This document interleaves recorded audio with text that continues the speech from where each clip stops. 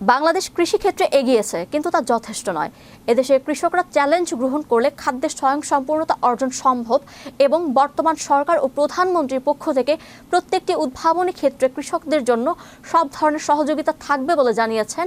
বাণিজ্য, শিল্প, বস্ত্র ও পাট মন্ত্রী খন্দকার আব্দুল মুক্তাদির এমপি। শুক্রবার বিকেলে ঈশ্বরদীর মীর কামারি আদর্শ উচ্চ বিদ্যালয় প্রাঙ্গণে লিচু উৎসব উপলক্ষে বাংলাদেশ কৃষক সমিতি আয়োজিত অনুষ্ঠানে প্রধান অতিথির বক্তব্যে তিনি এসব কথা বলেন। ঈশ্বরদীর বিশেষ প্রতিনিধি টি.এ. পান্না জানান, অনুষ্ঠানে বিশেষ অতিথি হিসেবে উপস্থিত ছিলেন সমাজ কল্যাণ প্রতিমন্ত্রী ব্যারিস্টার ফারজানা শারমিন পুতুল এমপি, পাবনা ও সিরাজগঞ্জ জেলার সংরক্ষিত আসনের সংসদ সদস্য অ্যাডভোকেট রুমা, পাবনা জেলা প্রশাসক আমিনুল ইসলাম, অতিরিক্ত পুলিশ সুপার রেজিনুল ইসলাম, কৃষিবিদ জাহাঙ্গীর আলম প্রামাণিক, ঈশ্বরদী উপজেলার নির্বাহী কর্মকর্তা হাসান মোহাম্মদ সোয়াইব, ঈশ্বরদী পৌরসভার সাবেক মেয়র মোখলেসুর রহমান বাবলু, বাংলাদেশ কৃষক সমিতির সভাপতি সিদ্দিকুর রহমান কুল, ময়েজের সভাপতিত্বে এবং সাধারণ সম্পাদক আব্দুল জলিল লিচু কিতাবের সঞ্চালনায় অনুষ্ঠানে আরও বক্তব্য দেন কৃষক নেতা শাহজাহান আলী বাদশাহ,